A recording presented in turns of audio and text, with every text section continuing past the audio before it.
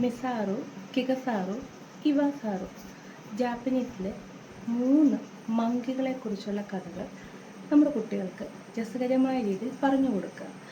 ഈ കഥയുടെ പ്രചോദനം ഉൾക്കൊണ്ട് മഹാത്മാഗാന്ധിജി നമ്മുടെ കുട്ടികൾക്ക് നല്ലത് മാത്രമേ കാണാവൂ, നല്ലത് മാത്രമേ കേൾക്കാവൂ, നല്ലത് മാത്രമേ പറയാവൂ, കുറച്ചും കൂടെ വ്യക്തമായി പറഞ്ഞാൽ കെട്ടതൊന്നും കാണാതെ, കെട്ടതൊന്നും കേൾക്കാതെ, കെട്ടതൊന്നും പറയാതെ നമ്മുടെ കുഞ്ഞുങ്ങൾക്ക് നമ്മളും അധ്യാപകരും മുതിർന്നവരും മാതൃകയാകാൻ പ്രത്യേകം ശ്രമിക്കുക.